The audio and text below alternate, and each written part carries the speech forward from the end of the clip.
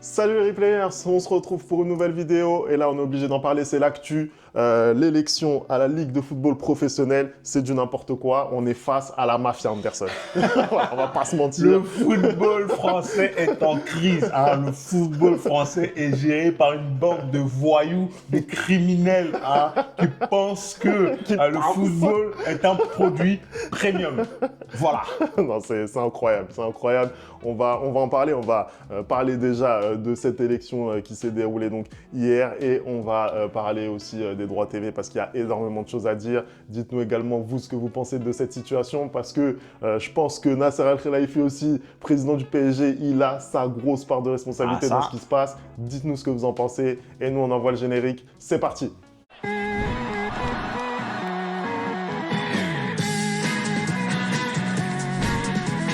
Allez, on commence tout de suite cette vidéo. Il y a eu une élection donc, à la Ligue de football professionnel. Vincent Labrune qui est reconduit donc, à la tête de la LFP.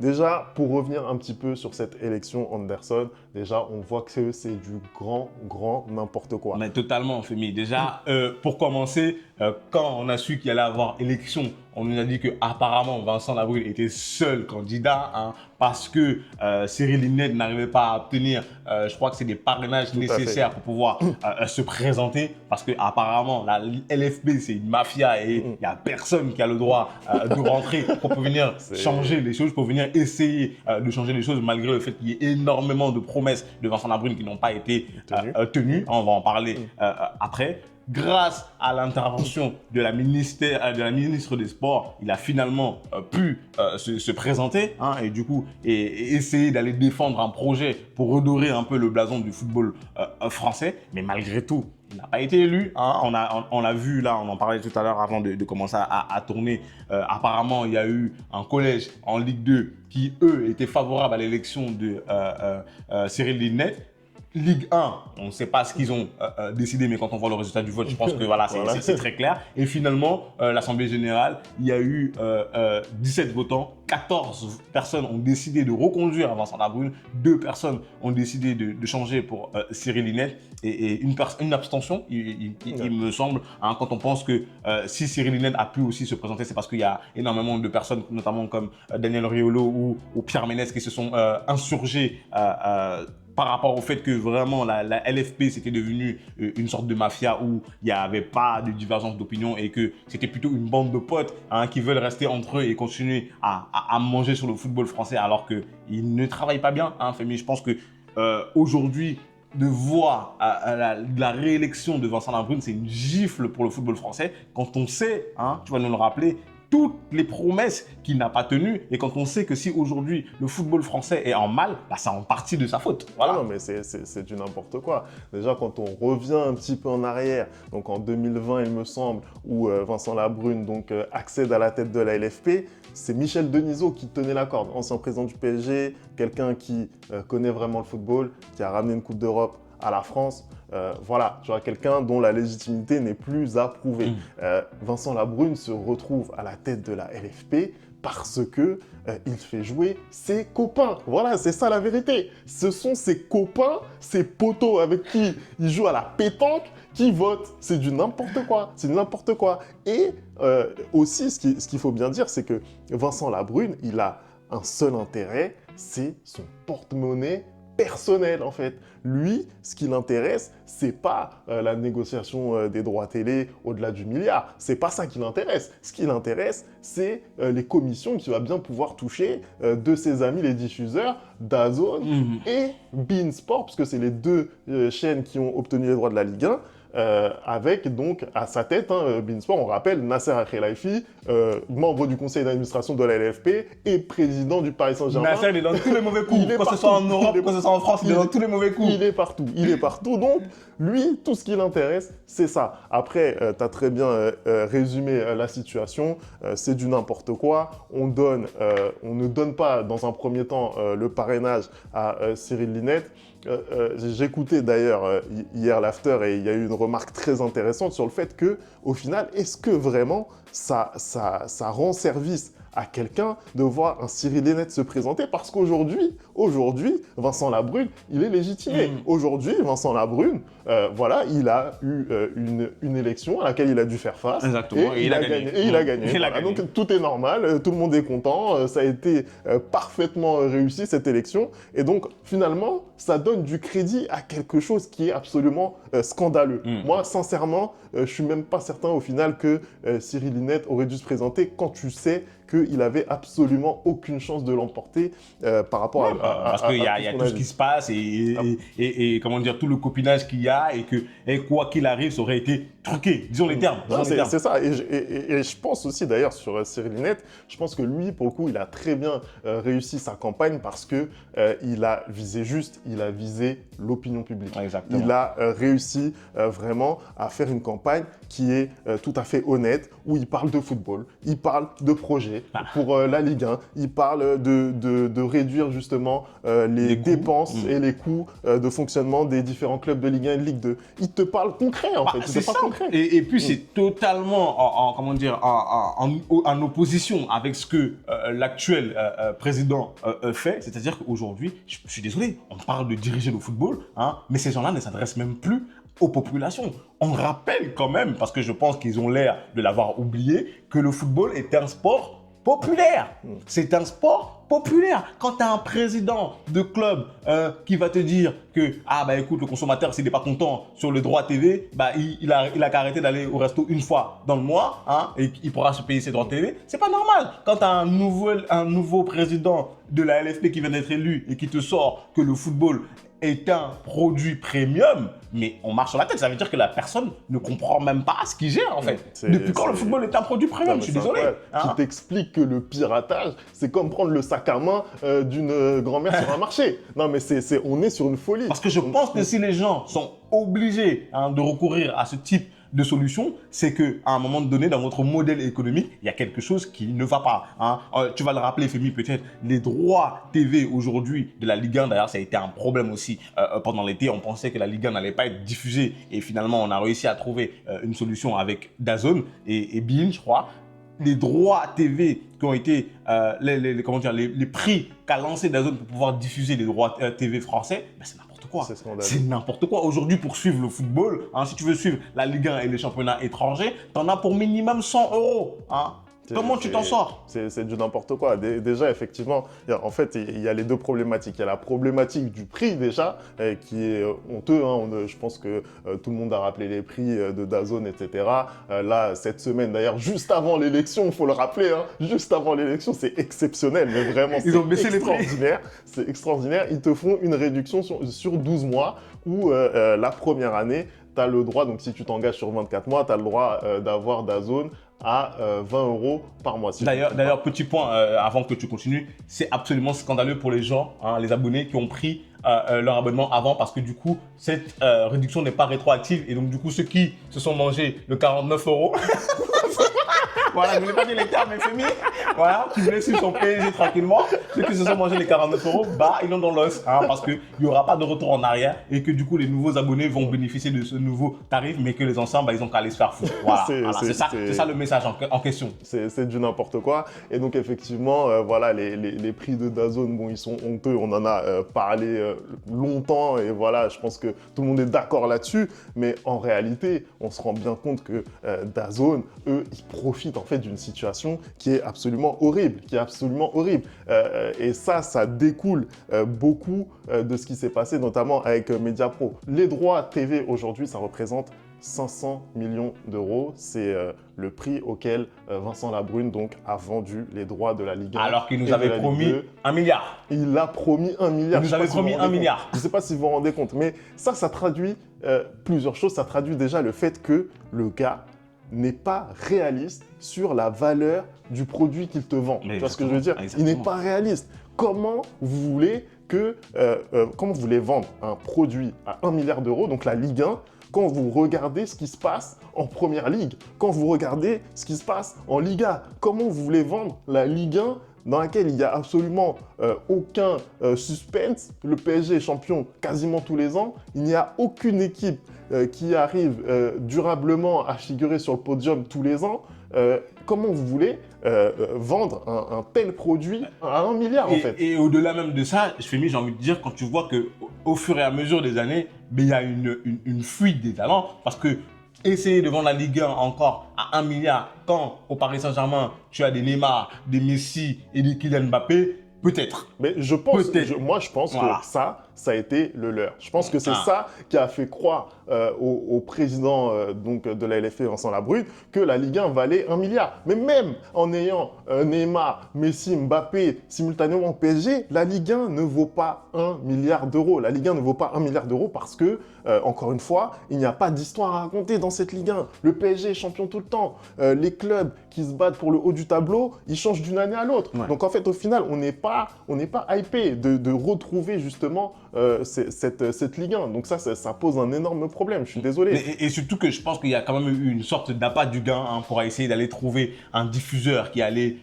payer ce prix-là. Et en faisant ça, ils ont, je pense, à mon sens, fait la plus grosse erreur qu'ils pouvaient faire, à savoir casser cette relation qu'il y avait avec le diffuseur historique de la Ligue 1, à savoir Canal+.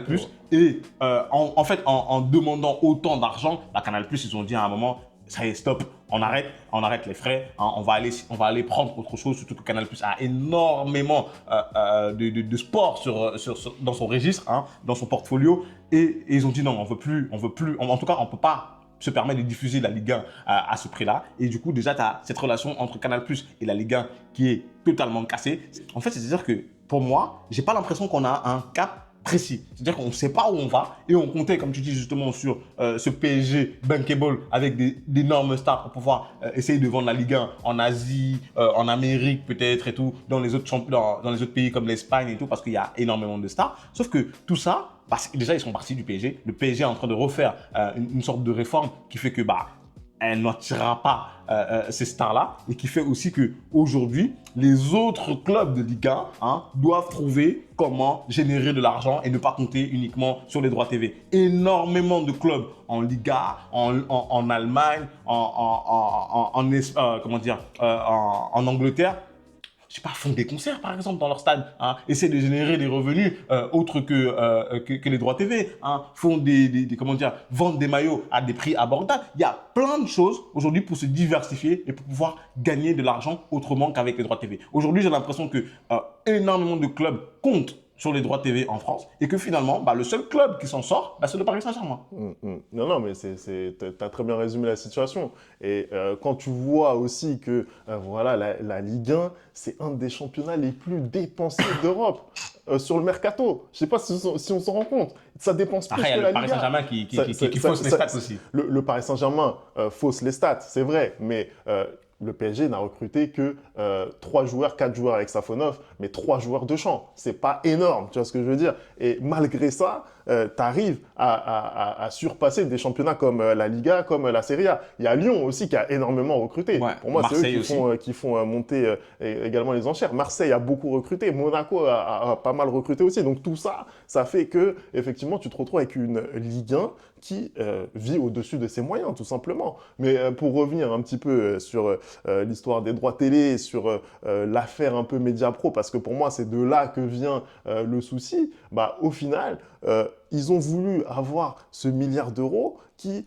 justement, même à l'époque, n'était pas réel. Ils ont tourné le dos à Canal+, tu l'as très bien dit, et moi, je comprends Canal+, je suis désolé, en fait, je suis ton ami, tu me trahis, c'est normal que je ne veuille pas te ramasser à la petite cuillère, c'est tout à fait normal. Et donc, ça engendre un Amazon Prime qui vient, certes qui a fait, je trouve, un travail de qualité sur les retransmissions, en amenant aussi des gens comme Thierry Henry aussi, la qualité est au rendez-vous selon moi, mais quand même, ils ont récupéré la Ligue 1 à un prix dérisoire. Ils ont récupéré la Ligue 1 à un prix dérisoire.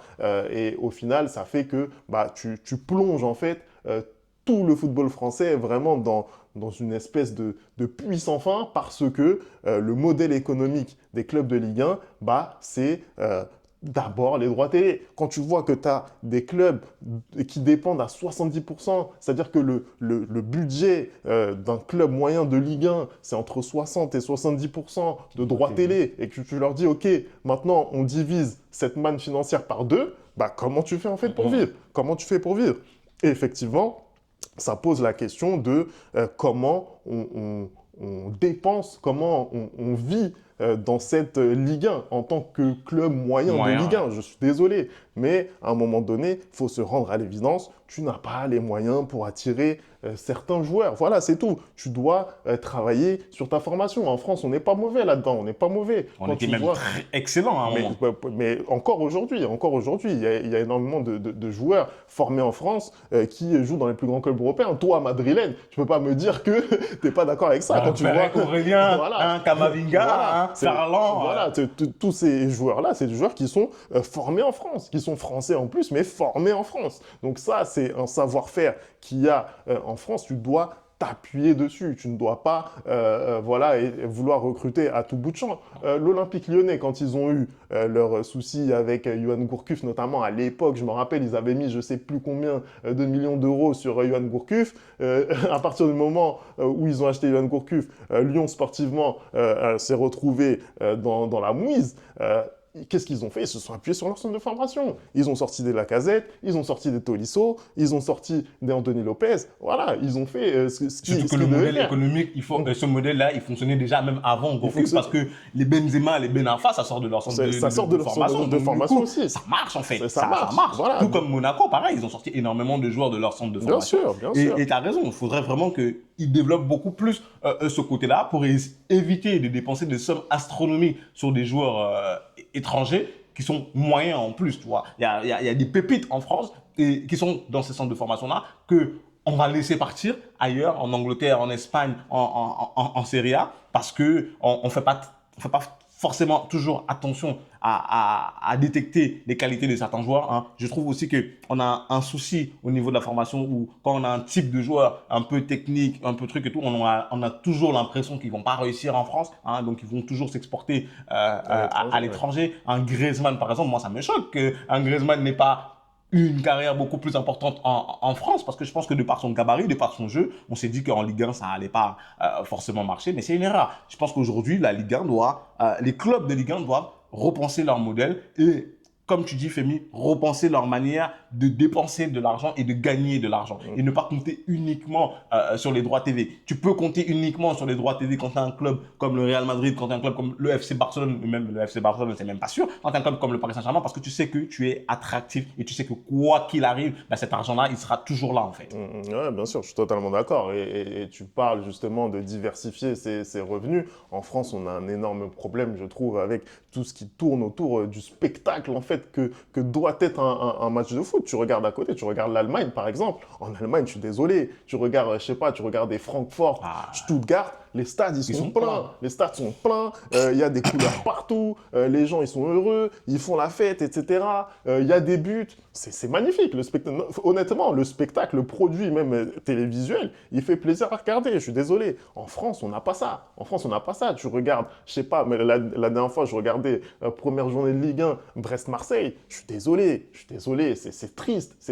T'as quand même Marseille, c'est un des clubs, si ce n'est pas le club le plus populaire en France. Il vient à Brest, il se passe rien, je suis désolé. Voilà, donc ça, en fait, ça, pour moi, c'est une culture foot qu'il faut apporter pour que le produit aussi Ligue 1 soit beaucoup plus attractif. Donc, il faut développer vraiment le merchandising. Oui, il faut donner envie aux gens de regarder la Ligue 1 et il faut donner aux gens envie de venir regarder la Ligue 1 au stade. Et ça passe par des abonnements abordable, hein, parce que arrêtez de dire que le football est un produit premium. Non, je suis désolé, le football n'a jamais été un produit premium. Le football est un produit populaire. Donc, tu dois permettre aux gens l'ouvrier qui travaille toute la semaine et qui veut regarder son match le week-end de Lille, de Monaco, que ce ne soit pas au prix de 40 € par mois. Non, c'est pas normal. Donc, du coup, pareil. Pour les gens, pour qu'ils puissent venir au stade, il faut mettre les places à des prix abordables. Tout à l'heure, je te parlais de l'Allemagne. Il y a énormément de clubs. Hein. Même, tu vas prendre un Dortmund comme ça, où la place, elle est à 30-40 €. Il y a même des matchs, moi j'avais déjà vu un documentaire là-dessus, où la place va être à 0 €. Et ils vont compter sur le fait que les gens vont consommer dans le stade. Et du coup, c'est rentabilisé. Il y a des matchs où ils vont mettre à 0 €. En fait, il faut attirer les gens dans les stades. Il faut attirer les gens, il faut fidéliser les gens pour qu'ils soient contents du produit qu'ils regardent, qu'ils soient... parce qu'aujourd'hui, la Ligue 1, il n'y a plus rien en fait. Les gens sont ils veulent plus regarder du foot. Hein, ça les intéresse pas de regarder comment dire, le spectacle que est la Ligue 1 pour 40 euros par mois. Non, ça les intéresse pas. Hein. Mais par contre, si tu baisses les prix, hein, si tu fais un abonnement à 20 euros par mois, peut-être que ça va les intéresser. Peut-être qu'il y a une partie qui va revenir. Ensuite, si tu proposes des animations dans le stade, bah, peut-être qu'il y a des gens aussi qui vont revenir dans le stade. Aujourd'hui, tu as l'impression que le stade il est rempli, que quand il y a un PSG Marseille ou encore parce qu'il y a tout le temps des interdictions de stade, quand il y a des gros matchs, et sinon quand c'est des petites rencontres, ben il y a personne. Alors que tu vas chez les voisins, bah c'est tout le temps rempli. Peu importe la rencontre, que tu joues contre Leicester, que tu joues contre n'importe qui, bah le stade il est rempli. Donc à un moment donné, regardons aussi ce qui se fait à l'étranger chez nos voisins, apprenons et essayons de développer notre football au lieu d'être sur des utopies à 1 milliard d'euros pour les droits TV d'une Ligue 1 qui n'en vaut même pas 300. Voilà, moi je dis les termes, qui n'en vaut même pas 300. Allez, merci d'avoir regardé cette vidéo. On n'oublie pas les bonnes habitudes, @le replay foot. Vous me dites ce que vous pensez vraiment de cette situation autour de la LFP et des droits TV en France. Et puis nous, on se retrouve très vite pour une nouvelle vidéo. Il va y en avoir beaucoup là qui arrivent avec la Ligue des Champions qui pointe le bout de son nez. La nouvelle formule. La nouvelle formule. On va envoyer des avant-matchs sur le PSG, sur le Real Madrid. Donc restez connectés et on se retrouve très vite pour une nouvelle vidéo. Ciao.